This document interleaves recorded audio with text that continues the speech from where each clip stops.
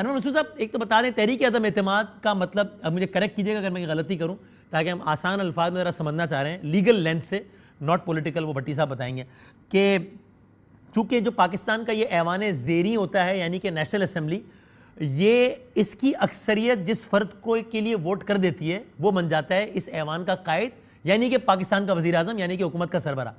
سو تحریک عدم اعتماد بیسیکلی یہ ہوتی ہے کہ وہی ایوان کی اکثریت اسی آدمی کے بارے میں کہہ دے کہ اب ہمیں اس پر اعتماد نہیں ہے.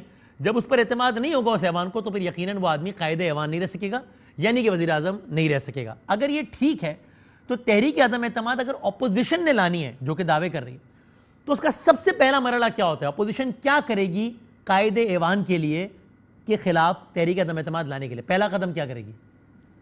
بسم اللہ الرحمن الرحیم. وسیم بادامی صاحب، بہت امپورٹنٹ ایشو ہے، اور جیسے کہ ابھی آپ نے کہا کہ یہ نیشنل اسمبلی جو ہے یہ الیکٹ کرتی ہے پرائم منسٹر کو، صحیح، یہی الیکٹ کرتی ہے اور یہی ریموو کر سکتی ہے پرائم منسٹر کو.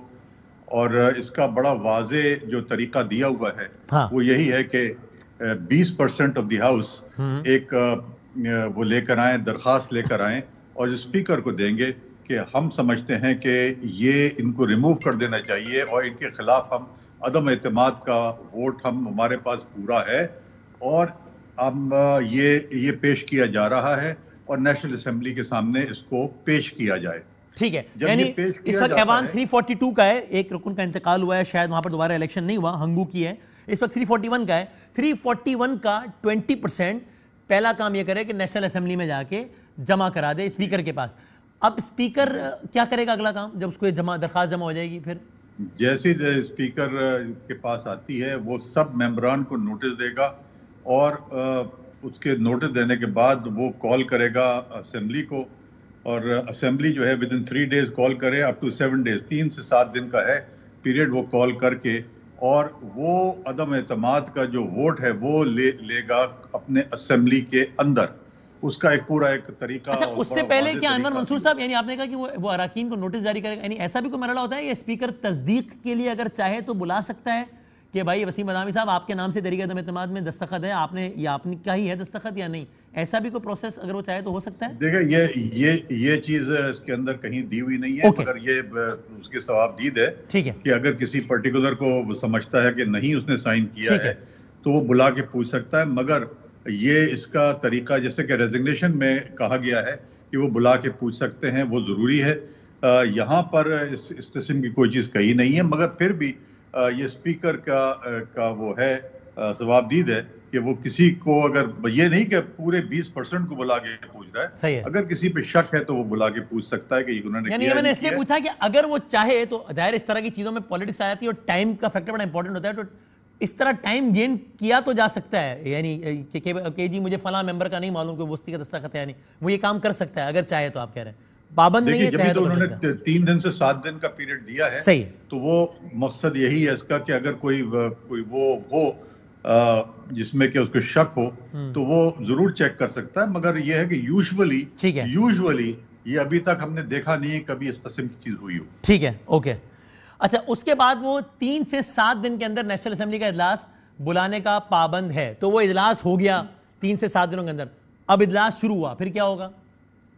یہ جب اجلاس شروع ہو جاتا ہے تو اس کے بعد پھر یہ ہوتا ہے کہ جو اسپیکر ہے وہ 5 منٹ تک گھنٹی جو ہے بیل رنگ کرتا ہے تاکہ سب جتنے ممبر آنا چاہتے ہیں ہاؤس کے اندر وہ سب کے سب آ جائیں اندر، اور جتنے ممبر رہتے ہیں جو نہیں آنا چاہتے ہیں وہ ٹھیک ہے اپنی جگہ رہیں.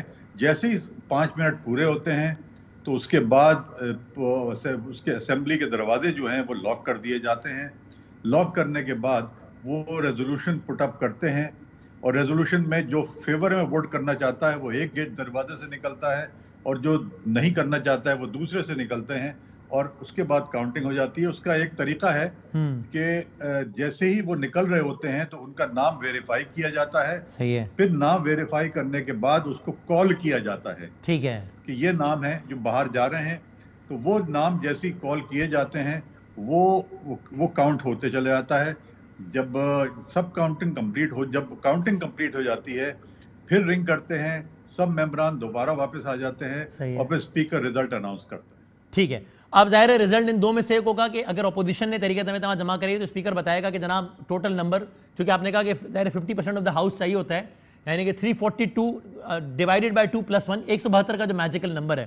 سو خیر اس ایکٹیویٹی کے بعد اسپیکر بتا دے گا کہ جناب فار ایگزامپل 170 ووٹ ملے ہیں یعنی کہ تحریک عدم اعتماد ناکام ہو گئی ہے, یا 174 مل گئے ہیں یعنی کہ کامیاب ہو گئی ہے. ان دو میں سے کوئی ایک نتیجہ اناؤنس کر دے گا اسپیکر اسی وقت.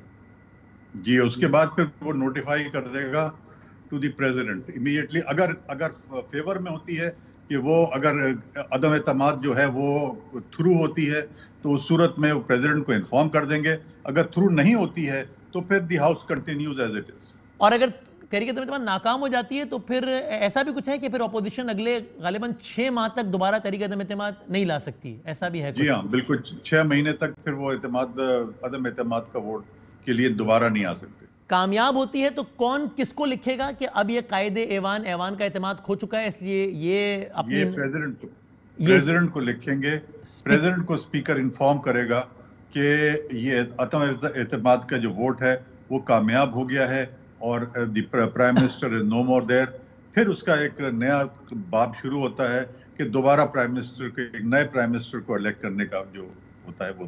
اس کے لیے بھی کوئی ٹائم پیریڈ ہے کہ پھر چونکہ ظاہر ہے ملک حکومت کا ایک سربراہ ہو تو ہونا ہے, قائد کا ایک ایوان تو ہونا ہے, یعنی ایوان کا ایک قائد تو ہونا ہے, کتنے امیڈیٹلی ہوتا ہے کہتے یہ ہیں, اس میں کوئی اسپیسیفک ٹائم تو نہیں دیا ہوا مگر immediately on the house coming in to play, because بالکل وہی پروسیجر ہوتا ہے کہ جب ہاؤس دوبارہ بنتا ہے جیسے الیکشن ہوتا ہے اور نیا وزیر اعظم آ رہا ہوتا ہے, وہی الیکشن جس طرح سے ہوتا ہے وہی ہوگا. اور اس میں اگر کسی بھی وزیر اعظم کے خلاف عدم اعتماد کی تحریک کامیاب ہو جاتی ہے تو وہ پھر اسی لمحے وہ وزیر اعظم نہیں رہتا, یا اگلے وزیر اعظم کے آنے تک وہ لیگلی رہتا ہے وزیر اعظم پاکستان کا؟ ٹیکنیکلی اسی لمحے ختم ہو جاتا ہے.